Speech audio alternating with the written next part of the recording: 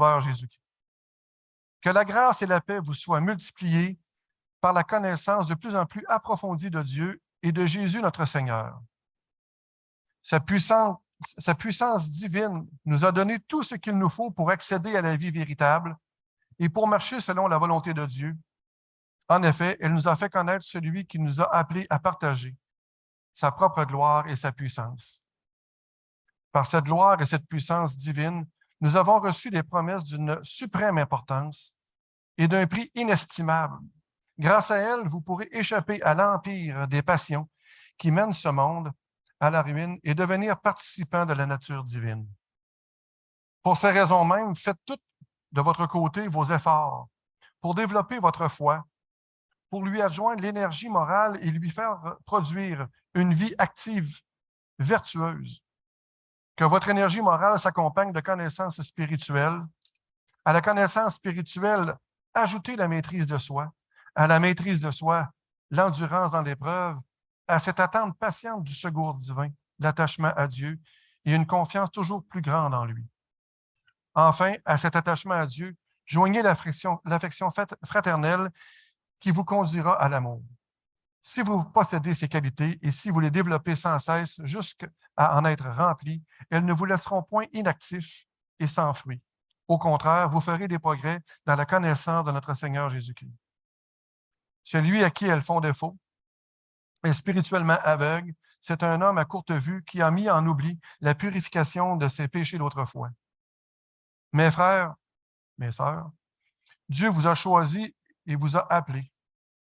Ayez donc d'autant plus de zèle pour confirmer et affermir par votre vie cette vocation et cette élection. Car si vous agissez ainsi, vous ne ferez jamais de faux pas et Dieu vous ouvrira toutes grandes les portes du royaume éternel de notre Seigneur et Sauveur Jésus-Christ. Prions. Père très saint, c'est un tel privilège que nous avons de nous approcher de toi. De venir de ta présence, Seigneur, pour nous placer devant toi, pour tendre l'oreille à ta sainte parole, Seigneur, et je te prie que tu m'aides, Seigneur, par ton Saint-Esprit, à pouvoir rendre témoignage de la vérité. Dispose nos cœurs favorablement envers ta parole, Seigneur, avant ton Saint-Esprit. Et viens faire ton œuvre, viens poursuivre ton œuvre de sanctification, Seigneur, dans nos vies, afin que tu aies toute la gloire, Seigneur. Amen.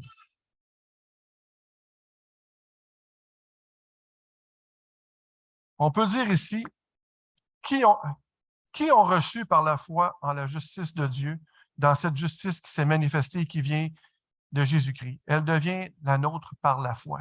C'est ce que l'apôtre Pierre il nous dit lorsqu'il commence son épître. Je vais juste le répéter pour nous placer dans le contexte. Simon Pierre, et écoutez bien comme il faut. Souvent, l'introduction des lettres, on passe vite parce qu'on a hâte de voir tout ce qui va être écrit dedans. Simon Pierre, esclave et apôtre de Jésus-Christ, à tous ceux qui ont reçu comme nous le don précieux de la foi par la justice de notre Dieu et Sauveur Jésus-Christ.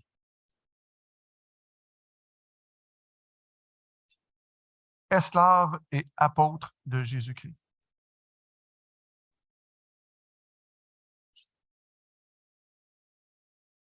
Elle nous est donnée par la foi, cette justice. Ce n'est pas la nôtre. C'est-à-dire qu'en plaçant notre confiance parfaite dans le sacrifice parfait de Jésus-Christ, comme étant la seule chose qui puisse satisfaire les exigences de Dieu, et par lequel nous recevons de Dieu même le pardon de nos péchés, mais aussi sa justice. Christ a accompli parfaitement la loi pour nous. Alors, lorsque nous venons au Seigneur, que nous lui donnons notre vie, on n'a aucun mérite, mais c'est les mérites de Jésus-Christ qui nous sont donnés.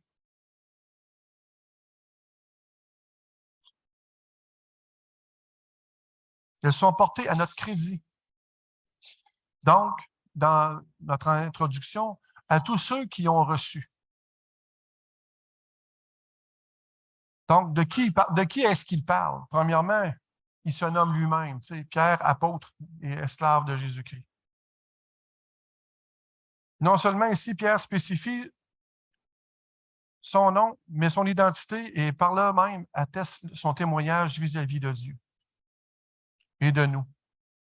En se déclarant esclave, il affirme et certifie que tous ses droits ont été rachetés par Jésus-Christ. À la croix, Christ a porté sur lui toute l'horreur, toute la souffrance en son corps de ce que nous méritions tous avant de connaître Christ, avant d'être en communion avec lui, avant qu'il vienne dans nos vies.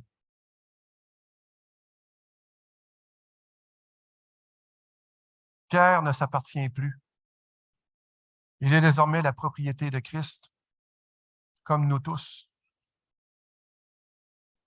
Deuxièmement, notre texte nous parle de l'auteur de notre salut, de notre Dieu et Sauveur Jésus-Christ, de Jésus notre Seigneur. Ces affirmations ne sont pas simples. Ce n'est pas juste des titres qu'on donne comme ça. Ce sont des affirmations qui sont capitales pour nous, afin que nous puissions saisir pleinement l'identité même de Jésus. Notre Dieu et Sauveur, cette expression est une seule et même personne.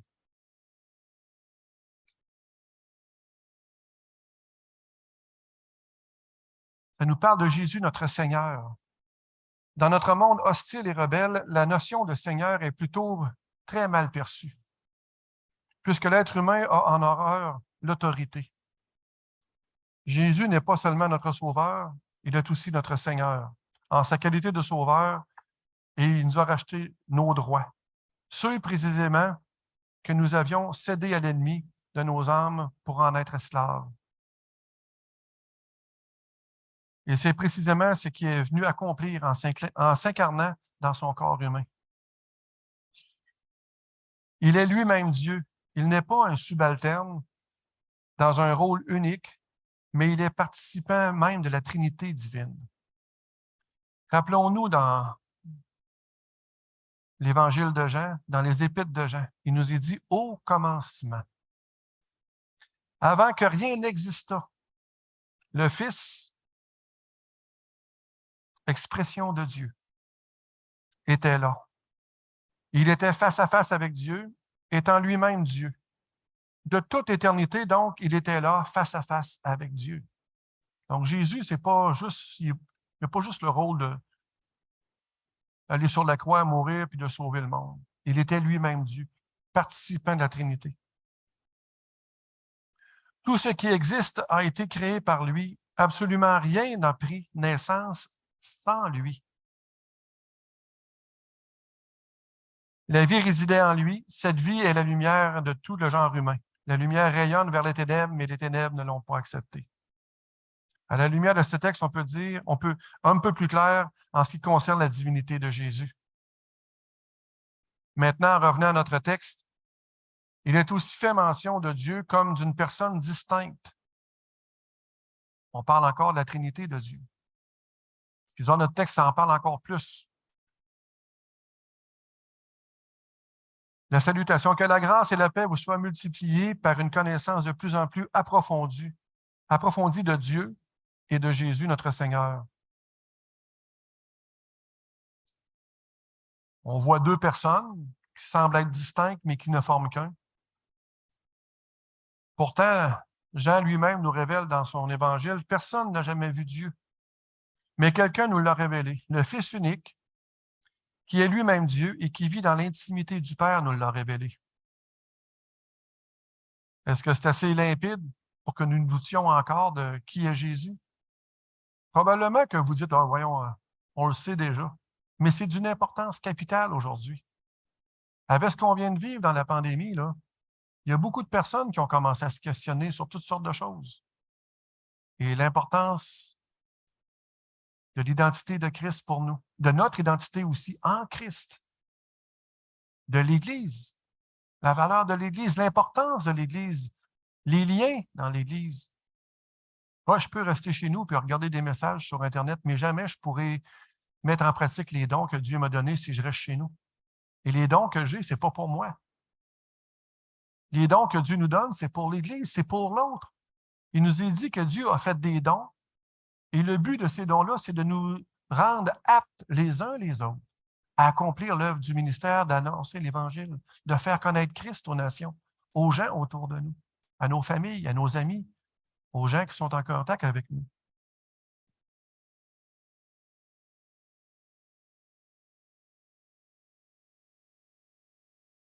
Selon il est question dans notre texte, après avoir défini l'œuvre de Jésus-Christ comme étant la réalisation du plan de Dieu et par laquelle nous avons reçu la foi, voici l'exhortation qui nous est faite. Sa puissance divine nous a donné tout ce qu'il faut pour accéder à la vie véritable et pour marcher selon la volonté de Dieu. En effet, elle nous a fait connaître celui qui nous a appelés à partager sa propre gloire et sa puissance. Est-ce qu'on va partager ça seulement au ciel, lorsqu'on va être glorifié avec lui? Ou est-ce que ce n'est pas déjà dès maintenant qu'on est appelé à partager sa gloire et sa puissance? Non pas que nous, on a une gloire, mais que lui est glorifié au travers de nos vies. Par cette gloire et cette puissance divine, nous avons reçu des promesses d'une suprême importance et d'un prix inestimable. Grâce à elle, vous pourrez échapper à l'empire des passions qui mènent ce monde à la ruine et devenir participant de la nature divine. Wow! Moi, quand je lis ça, là, ça... Wow, Seigneur, t'es bon. Non seulement Christ est mort sur la croix pour moi, il a supporté le châtiment que je méritais. Mais Dieu a pourvu au Saint-Esprit pour que je sois capable de marcher dans la vérité, dans la sainteté, en étant transformé par la vérité de Dieu, la parole de Dieu. Wow! C'est cette puissance-là à laquelle on est appelé de pouvoir expérimenter ici-bas même sur terre. Le Saint-Esprit, son rôle, ce n'est pas juste de nous faire comprendre la parole, c'est de nous aider. Vous savez, l'Église, quand elle a commencé, après que Christ soit monté au ciel, là, je peux vous dire qu'elle était vouée à un échec. Qui aurait cru à un homme qu'on disait être le Messie, mais qui est mort sur la croix comme un brigand? En plus que de prétendre que c'était le Messie qui était ressuscité, personne ne l'a vu, sauf les disciples. Donc, l'élément qui a fait en sorte que l'Église a pu vraiment prendre son essor, c'est le Saint-Esprit. Jésus nous avait dit, vous allez recevoir une puissance, le Saint-Esprit descendra sur vous. Et elle fera de vous des témoins.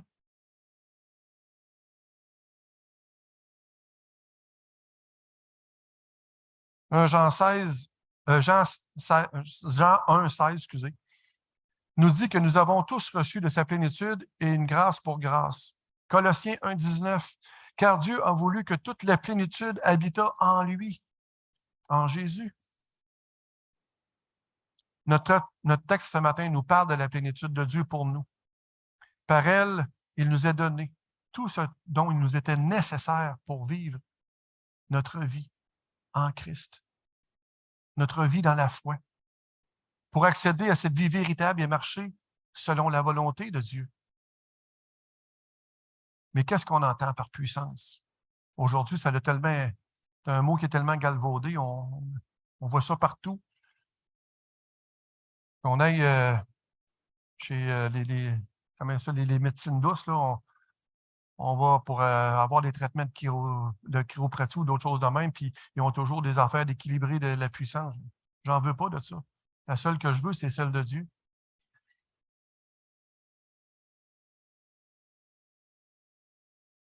Je crois vraiment qu'on réfère ici à cet élément qui était présent dans l'Église primitive et sans laquelle il était impossible que l'Église existât. Parce qu'avant l'Église, il y en a eu toutes sortes de choses.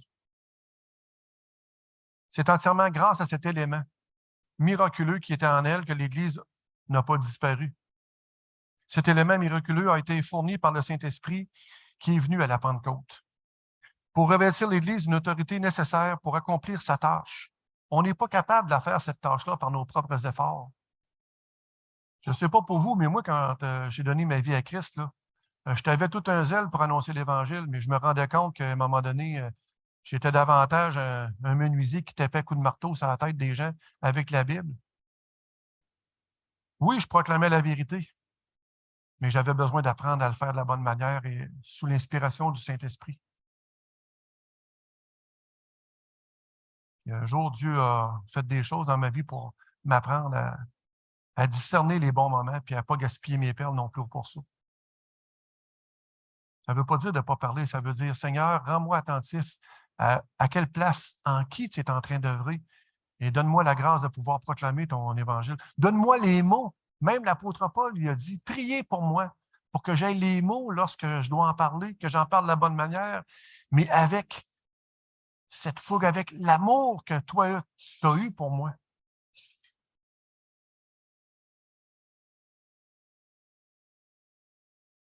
L'Église n'était pas seulement une organisation ni un mouvement, mais l'incarnation vivante de cette énergie spirituelle. En l'espace de quelques courtes années, elle a conquis de tels prodiges et de conquêtes. Si vous regardez ça, là, Jésus, il n'a pas été bien loin dans son ministère sur terre. Et regardez avec l'Église qu'est-ce qui est arrivé, comment que l'Évangile s'est propagé dans tout le monde existant d'alors. L'Asie, l'Europe. Jésus n'a pas été en Europe. Mais par les disciples, par l'Église. L'Évangile est même venu jusqu'à nous. N'est-ce pas extraordinaire? L'Église a commencé dans la puissance. Elle a marché dans la puissance et a continué à marcher aussi longtemps qu'elle a eu de la puissance. Nous sommes appelés à marcher par la puissance de Dieu et selon sa volonté. Il nous a été donné ces promesses les plus merveilleuses que Dieu avait données pour qu'on puisse accéder justement à cette vie nouvelle à laquelle on est appelé. Si quelqu'un est en Christ, il est une nouvelle créature. Les choses anciennes sont passées et voici toutes choses sont devenues nouvelles. Nous sommes une nouvelle création de Dieu. Il y a tout un travail que Dieu fait dans nos vies à partir du moment qu'on se convertit pour nous transformer. Du drogué que j'étais, du coureur de femmes que j'étais, du délinquant que j'étais, Dieu a fait toute une transformation. Je peux vous dire que je n'étais pas mariable pantoute, mais Dieu m'a donné une épouse extraordinaire. Et je peux vous dire, si je l'aurais connue bien avant, elle n'aurait jamais accepté de se marier avec moi. Et je veux rendre gloire à Dieu pour ça. Jésus lui-même, lorsqu'il a marché sur terre, a accompli le ministère que le Père lui avait commandé par la puissance du Saint-Esprit qui est descendu sur lui lors du baptême. Il n'a pas fait ce qu'il voulait. Il n'a pas fait sa propre volonté, mais ce que le Père lui avait ordonné. Dans Jean 14, 10, dans cet échange que Jésus a avec ses disciples, il dit, « Ne crois-tu pas que je suis avec le Père et que le Père vit en moi? Ce que je vous dis, je ne le tire pas de mon propre fond. C'est le Père qui demeure en moi continuellement, qui accomplit par moi ses propres œuvres. » C'est l'œuvre de Dieu qu'on est appelé à faire, pas la nôtre. C'est aussi à cela qu'on est appelé. Dieu, par sa puissance, nous a fait connaître celui qui nous a appelés à partager sa propre gloire et sa puissance. Et celle-ci nous assure de sa part les plus grandes et les plus précieuses promesses. On a entendu ce matin que Dieu était mon rocher, mon refuge, ma forteresse. Le croyez-vous? Mais comment est-ce qu'il peut être ma forteresse, mon rocher, ma cuirasse si je ne me confie pas en lui dans les situations difficiles que je vis? Puis dans les situations difficiles que je vis, je ne sais pas vous autres, mais moi, souvent, je vais dire, « Ah, Seigneur, s'il vous plaît, épargne-moi ça. Seigneur, s'il vous plaît, tasse ça. » Alors que Dieu, savez-vous ce qu'il me dit? Je veux le vivre avec toi. Invite-moi à passer au travers avec toi.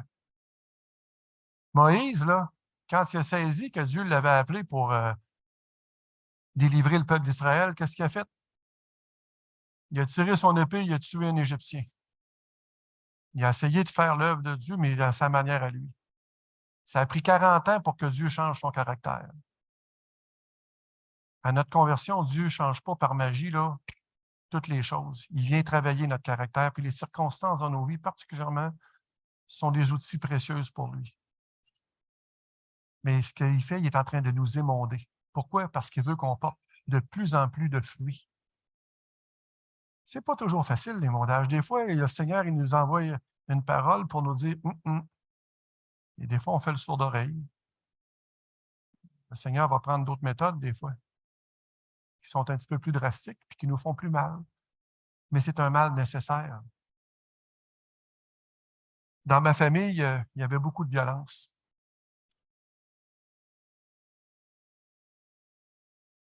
Puis il y a un de mes frères particulièrement qui il était marin, puis c'était un homme assez dur. Puis j'avais 10 ans de plus jeune que lui, puis il était une partie de ma vie où il nous battait. Et je le haïssais à le tuer.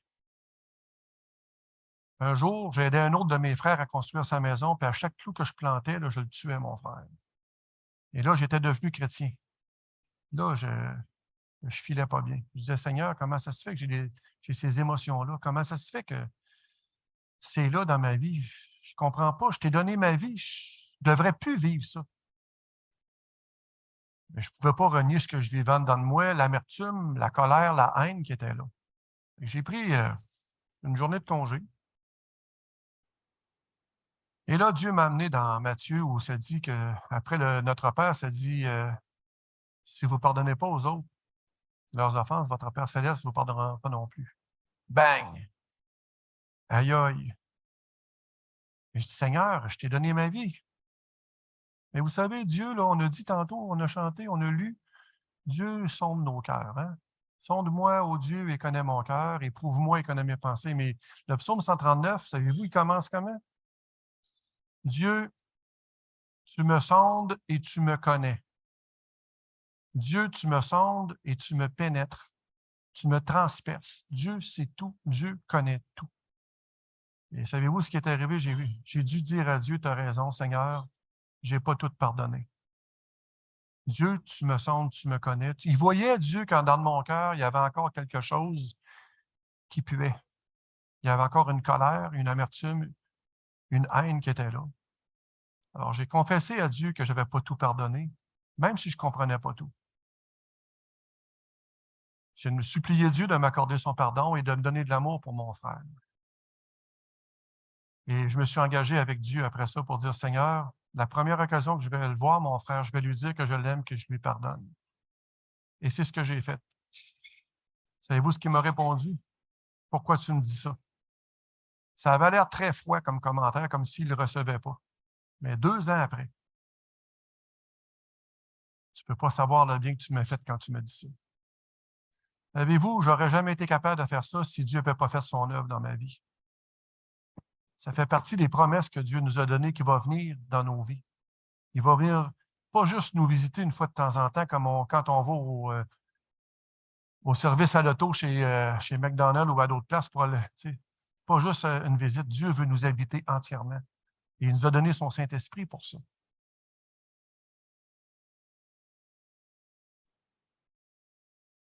Dieu, par sa puissance, nous a fait connaître celui qui nous a appelés à partager sa propre gloire et sa puissance. Celle-ci nous assure de sa part les plus grandes, les plus précieuses promesses, afin qu'on devienne participants de la nature divine. Oui, on l'est déjà parce que le Seigneur nous a donné son Saint-Esprit, mais il nous transforme à l'image de Christ aussi.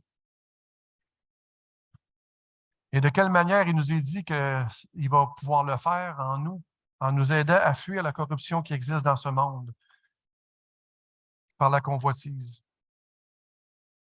N'essayez pas tout seul sans vous confier dans la grâce de Dieu. Je peux vous dire que vous allez vivre beaucoup d'échecs. C'est seulement dans cette dépendance, dans cet apprentissage de dépendance avec Dieu qu'on y arrive.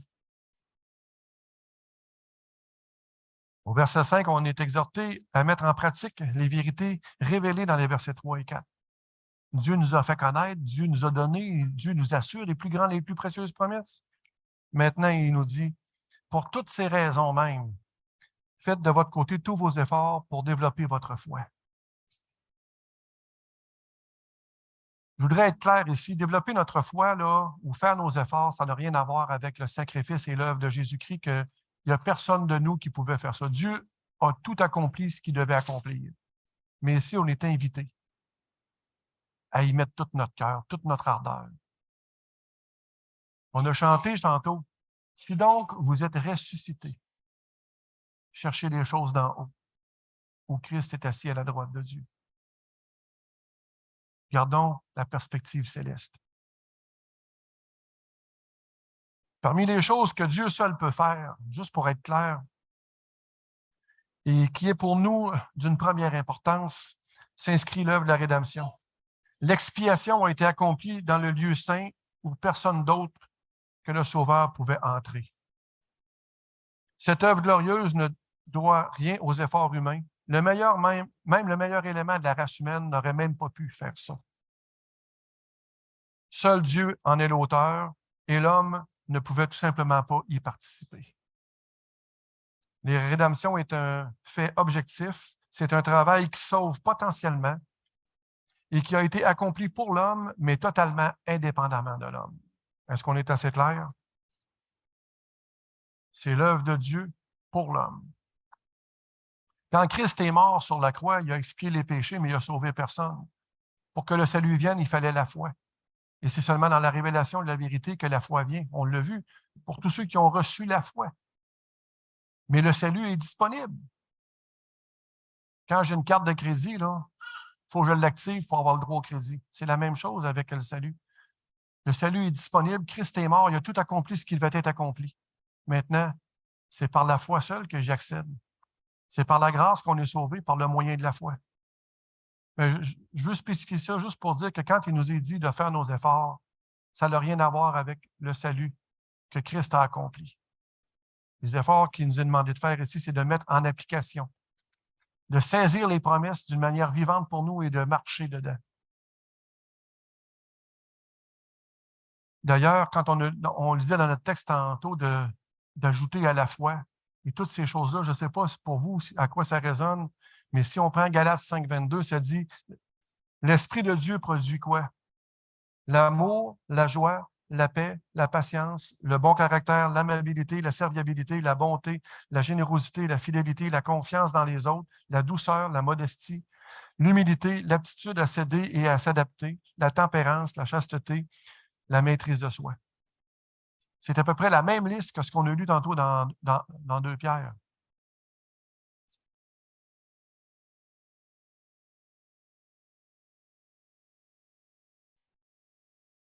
Nous devons mettre toute notre ardeur pour joindre à notre foi cette énergie morale que Dieu nous donne par le Saint-Esprit pour lui faire produire une vie active et vertueuse, en nous confiant, en nous reposant sur la plénitude que Dieu nous donne, que Dieu nous offre. Il faut la saisir pour nous. À cette connaissance spirituelle, nous devons ajouter la maîtrise de soi. À cette maîtrise de soi, l'endurance dans l'épreuve. Dans Jacques, il nous est dit, et ça, je trouve ça vraiment intéressant, ça dit que c'est jamais un sujet de... Ça devrait être un sujet de joie, les épreuves. Est-ce que c'est un sujet de joie? Honnêtement, au premier regard, ça ne nous le tente pas. On n'est pas, yeah, une épreuve. Mais ça dit que l'endurance dans l'épreuve ne doit pas dire ce qu'elle a à produire pour qu'on devienne des êtres matures, des gens à qui rien ne manque, qui sont capables de marcher dans la sainteté à l'image de Christ.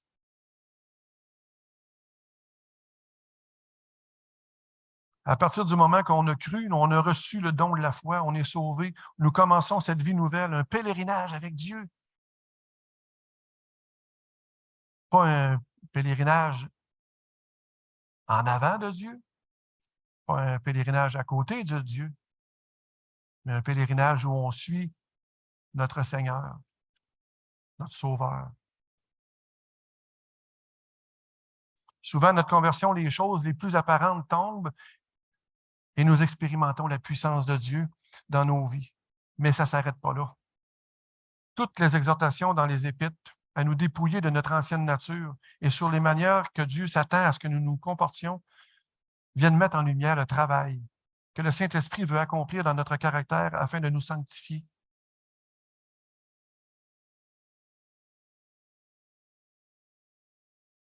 Dans Jacques, ça dit « Débarrassez-vous donc de tout ce qui souille et ce qui reste de méchanceté en vous.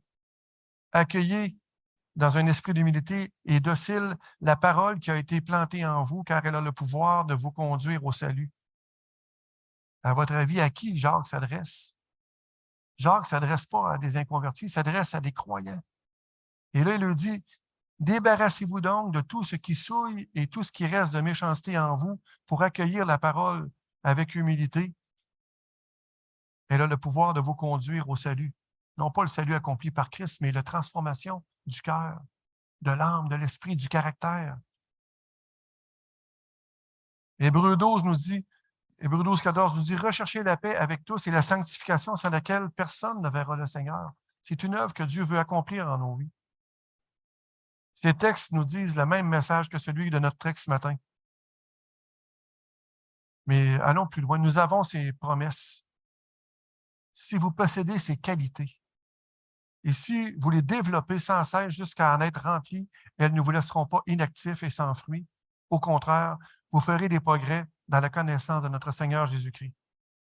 Ce n'est pas pour rien que le Seigneur nous a donné sa parole et nous exhorte à faire tous nos efforts et de mettre toute notre ardeur à développer notre caractère, à se laisser transformer à sa ressemblance. Il veut nous équiper pour nous rendre aptes à accomplir son œuvre en nous et à travers nous, tout comme lui-même a accompli l'œuvre du Père, pour que seul le Père reçoive toute l'honneur, la gloire. On a aussi un avertissement qui nous est dit, une mise en garde. Celui en qui elles font défaut est spirituellement aveugle, car c'est un homme à courte vue, qui a mis en oubli la purification de ses péchés. Prenons garde, frères et sœurs, de nous laisser aller dans les rêveries, les passions mondaines, les discussions vaines qui n'édifient pas, à nous laisser modeler par les courants de ce monde. Christ est notre modèle. Dieu nous a choisis, Dieu nous a appelés. Ayons donc d'autant plus de zèle et d'ardeur pour confirmer et affermir par nos vies notre vocation et l'élection dont nous avons.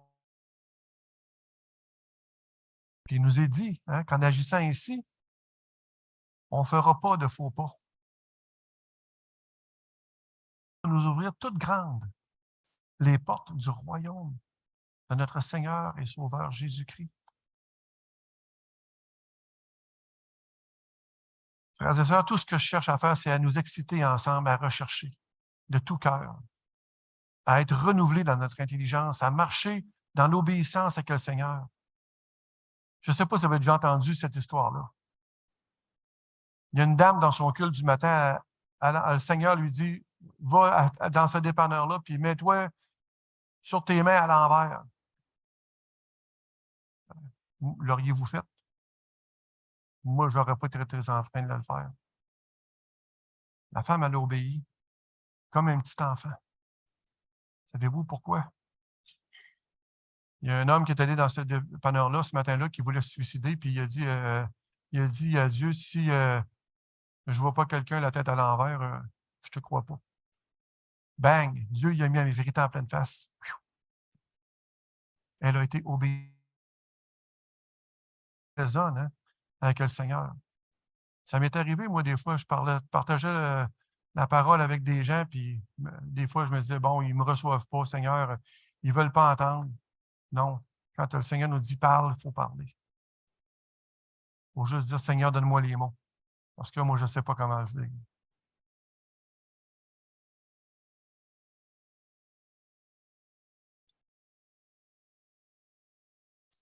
Car en effet, la grâce de Dieu s'est révélée comme une source de salut pour tous les hommes. Elle nous éduque et nous amène à nous détourner de tout mépris de Dieu et à rejeter les passions des gens de ce monde. Ainsi, nous pourrons mener dans le temps présent une vie juste et équilibrée, empreinte de piété, en attendant que se réalise notre bienheureuse espérance, la révélation de la gloire de Jésus-Christ, notre grand Dieu et Sauveur. Il s'est livré lui-même pour nous, afin de nous délivrer de toute désobéissance et de faire de nous, en nous purifiant ainsi, un peuple qui lui appartienne et qui mette toute son ardeur à accomplir les bonnes œuvres, celles qu'il a préparées d'avance pour nous, afin qu'on les pratique. C'est le cœur même du christianisme. Aimer Dieu et lui obéir. Être chrétien, c'est vivre selon les enseignements du Christ. Or, notre texte ce matin met en évidence la nécessité pour nous de développer notre foi, notre connaissance de Dieu et de Jésus-Christ, notre Seigneur et Sauveur, de se laisser, non d'une manière passive, mais active, transformer à son image.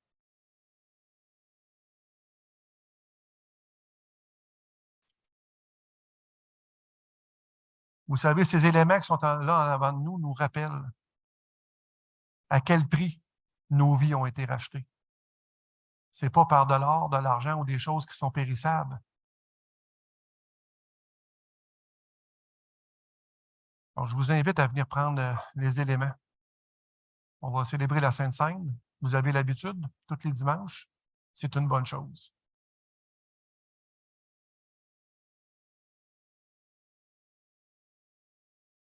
Venez vous servir. Le banquet est là.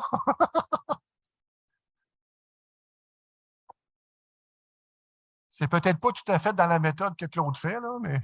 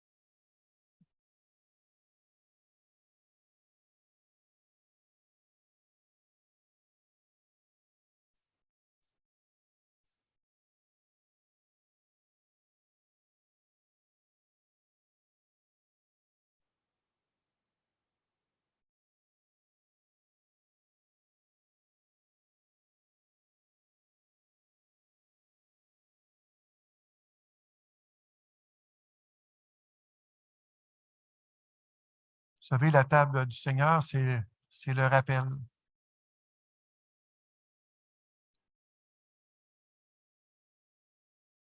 De l'œuvre que Christ a accomplie pour nous. C'est le rappel qu'il a pris sur lui toute l'horreur, toute la souffrance que méritaient nos péchés. C'est le rappel qu'il l'a payé au prix de sa vie en versant son sang.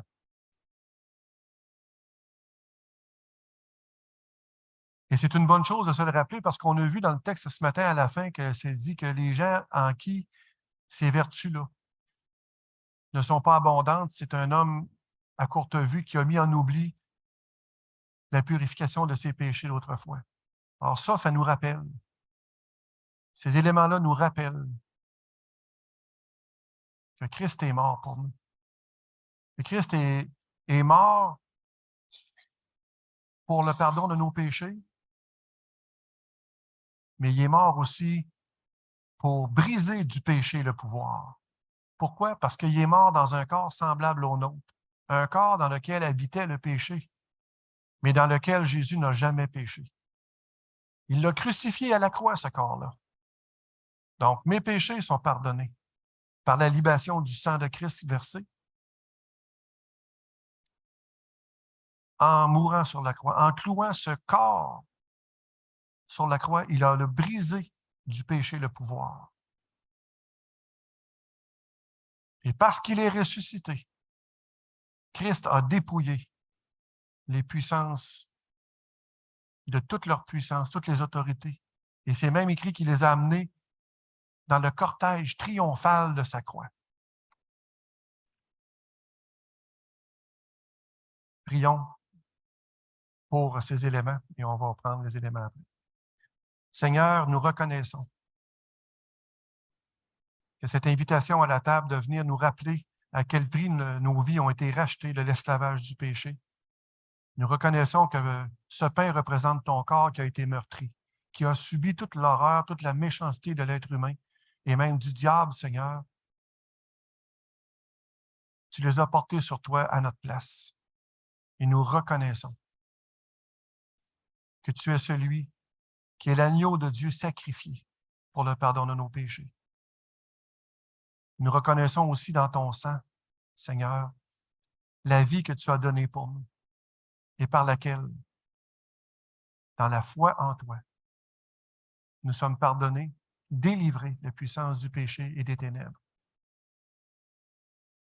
Alors, frères et sœurs, je vous invite à prendre le pain. S'il y en a qui veulent faire des prières de reconnaissance pour le pain,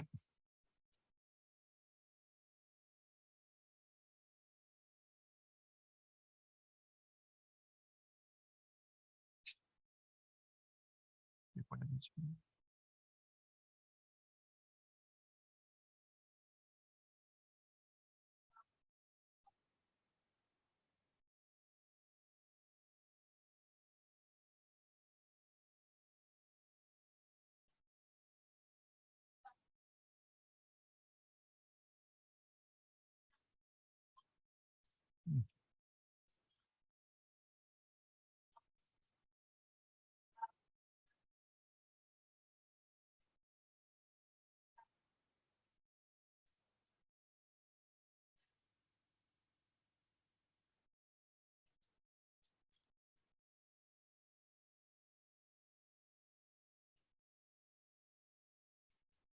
Amen.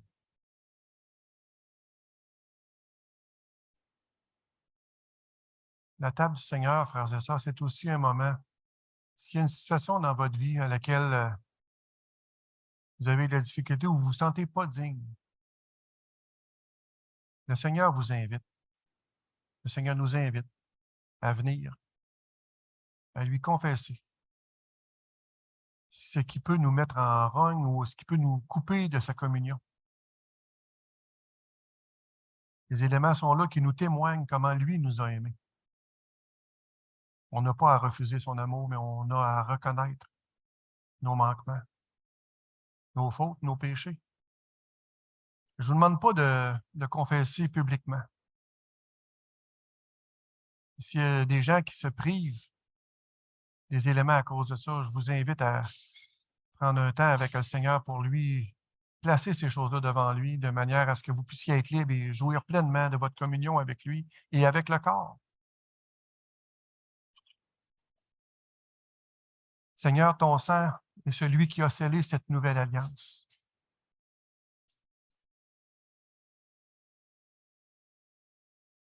Et on vient vraiment reconnaître que en versant ton sang, tu as donné ta vie pour nous. Alors, prenons le vin qui représente le sang de Christ. Et encore là, si quelques-uns ou quelques-unes veulent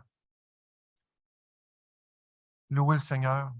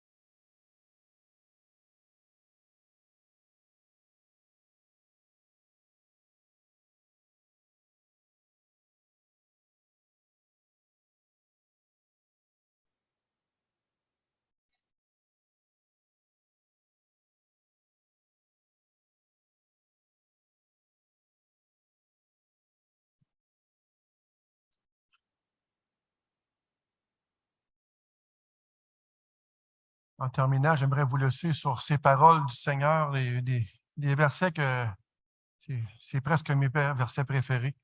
Jean 14, 15 et 16 nous dit, « Si vous m'aimez, vous suivrez mes commandements, et moi, je demanderai au Père de vous donner un autre défenseur de sa cause, afin qu'il reste pour toujours avec vous. C'est l'Esprit de vérité. » Dans Jean 14, 21, ça dit, « Celui qui m'aime vraiment, c'est celui qui retient mes commandements et les applique.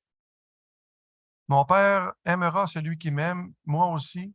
Je lui témoignerai mon amour, je me ferai connaître à lui. » Donc, Dans 15 et 16, ça nous dit qu'on va avoir le Saint-Esprit.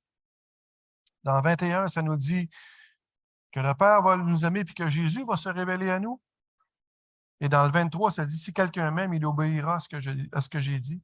Mon Père aussi l'aimera et nous viendrons tous deux à lui et nous établirons notre demeure chez lui. Ce n'est pas seulement la promesse du Saint-Esprit, c'est la promesse de la Trinité que Dieu vient nous habiter. Si vous demeurez en moi et que mes paroles demeurent en vous, demandez ce que vous voudrez et vous l'obtiendrez. Si vous produisez du fruit en abondance et que vous prouvez ainsi que vous êtes vraiment mes disciples, la gloire de mon Père apparaîtra aux yeux de tous.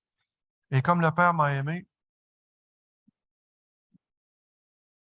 m'a toujours aimé, moi aussi je vous ai aimé. Maintenez-vous donc dans mon amour. Si vous obéissez à mes commandements, vous demeurerez dans mon amour, tout comme moi, même j'ai obéi au commandement de mon Père, que je demeure dans son amour. Et là, il nous dit, tout cela, je vous le dis, afin que la joie qui est la mienne vous remplisse vous aussi, et qu'ainsi votre joie soit complète. Quelle parole sublime, n'est-ce pas? Amen.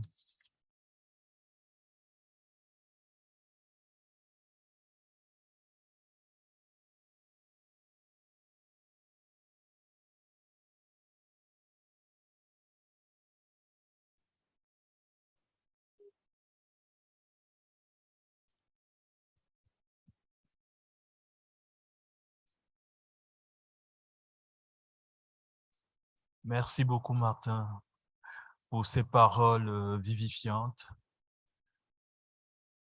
Merci beaucoup. Je vais vous inviter pour que nous nous levions pour cette déclaration de notre foi en notre Père.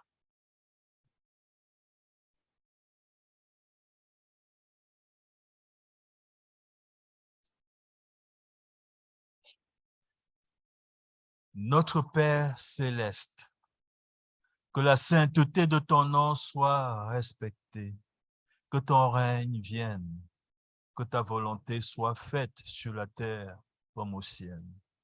Donne-nous aujourd'hui notre pain quotidien. Pardonne-nous nos offenses, comme nous aussi nous pardonnons à ceux qui nous ont offensés. Ne nous expose pas à la tentation, mais délivre-nous du mal et du malin. Car c'est à toi qu'appartiennent dans tous les siècles le règne, la puissance et la gloire. Amen.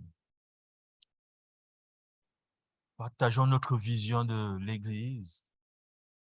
Ô Dieu, nous te désirons de tout notre cœur.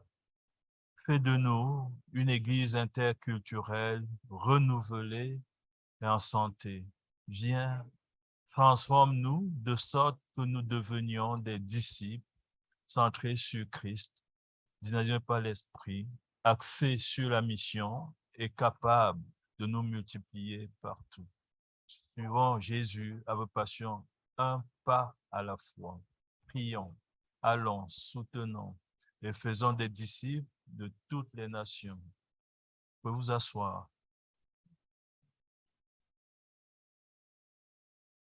Alors, c'est la période pour les offrandes et comme vous le savez, depuis la pandémie, alors nous, on fait nos offrandes maintenant et puis nos dons par Interacte. Et vous avez justement au tableau l'adresse par laquelle vous pouvez le faire. Et n'oubliez pas, pour ceux qui préfèrent la méthode traditionnelle, nous avons un tronc derrière, juste sous la caméra, hein, où on peut déposer notre enveloppe de dons et d'offrandes.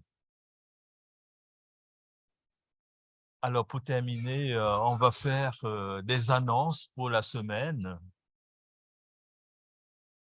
Quelques annonces. Alors, le renouveau, c'est-à-dire transformer en demeurant en Christ.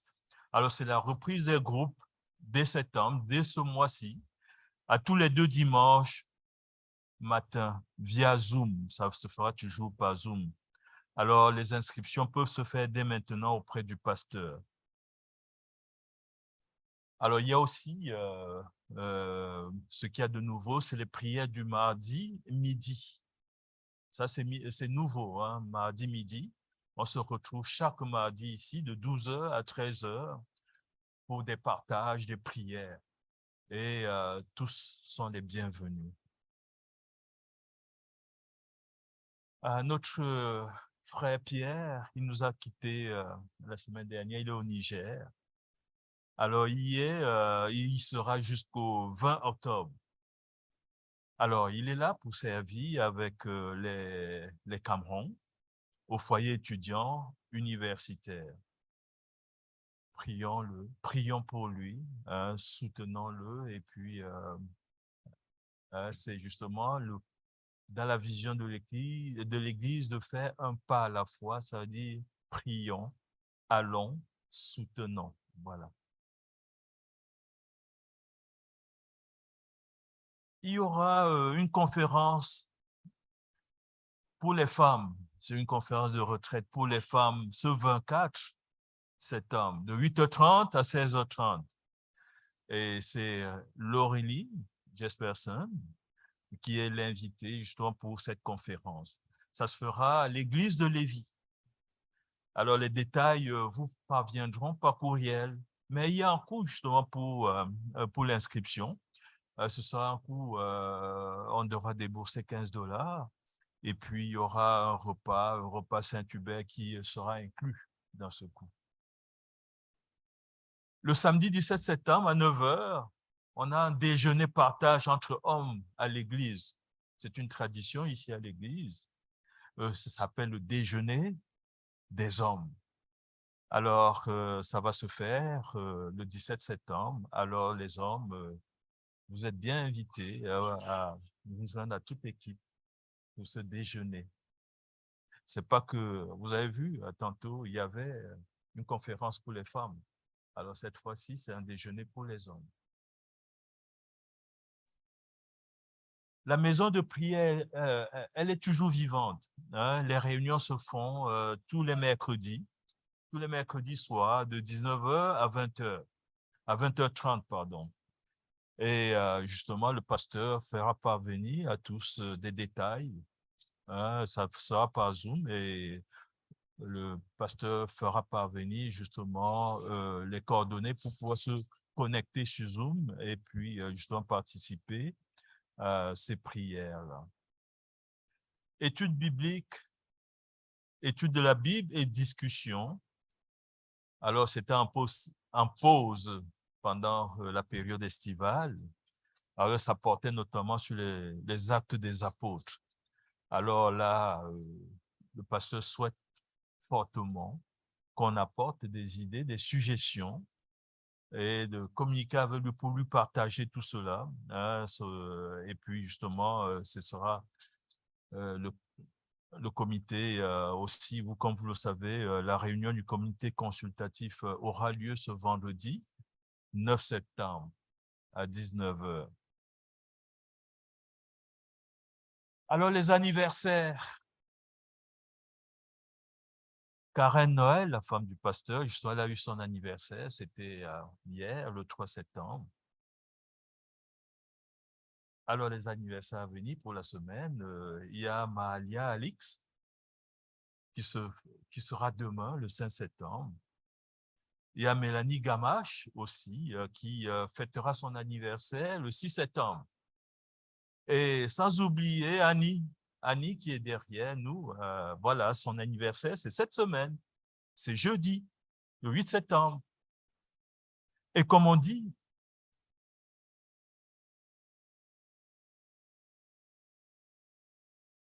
joyeux anniversaire.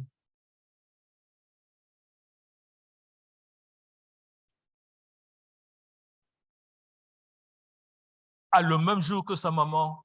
Eh bien, voilà, justement, on n'oubliera pas ça. Donc, raison de plus vous chanter 2 fois. Hein. Anniversaire. Joyeux anniversaire. Joyeux anniversaire à tous. Joyeux anniversaire.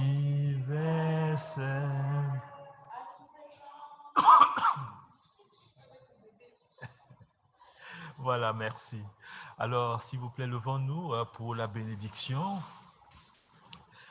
Que l'Éternel te bénisse et te garde. Que l'Éternel fasse briller son visage sur toi et t'accorde sa grâce. Que l'Éternel se tourne vers toi et te donne la paix.